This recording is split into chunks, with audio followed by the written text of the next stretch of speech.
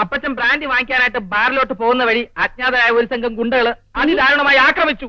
എന്റെ ഈശോയെ, എന്നിട്ട് വല്ലതും പറ്റിയോ? പേടിക്കാൻ ഒന്നുമില്ല, ഒന്നും പറ്റിയിട്ടില്ല അമ്മച്ചി. എന്തിനാ കള്ളം പറയുന്നത്? ഞങ്ങൾ തക്ക സമയത്ത് ചെന്നില്ലായിരുന്നെങ്കിൽ അവന്മാരെല്ലാം കൂടി അപ്പച്ചനെ ഇടിച്ച് കൊന്നേനെ. ദാടാ, എന്ന് പറഞ്ഞാ പിന്നെ അപ്പച്ചൻ അങ്ങനെ വല്ലതും സംഭവിച്ചു പോയിരുന്നെങ്കിൽ അമ്മച്ചിക്ക് ഉണ്ടാകുന്ന ദുഃഖം അപ്പച്ചൻ ഒന്ന് ആലോചിച്ച് നോക്കിയേ. നമ്മളെല്ലാവരും കൂടി അനാഥരായി അപ്പച്ചന്റെ കുഴിമാടത്തിൽ എന്നും വിളക്കും അയ്യോ, എന്റെ കർത്താവേ, എന്റെ പിള്ളേരെ അപ്പച്ചൻ പോയേ. എനിക്ക് എടി നിർത്താൻ, നിർത്തടി, എടി നിർത്ത്. ഞാൻ ജീവിച്ചിരിപ്പില്ലേ? അപ്പച്ചൻ ശരീരം വേദന എന്തെങ്കിലും ഉണ്ടോ? അങ്ങനെ ഉണ്ടെങ്കിൽ ചാരായത്തിൽ പച്ചമുട്ട എടുത്ത് കലക്കി കുടിച്ചാ മതി, മാറും. ഈ നേരത്തിന് ചാരായ എവിടുന്ന് കിട്ടാനാ? കിട്ടുമോ? മനസ്സിൽ വെച്ചാ മതി. അയ്യടാ, ഇനി അതിന്റെ പേരും പറഞ്ഞ് ചാരായം കുടിക്കാവുന്നതായിരിക്കും. ചാരായൊന്നും വേണ്ട അപ്പച്ച.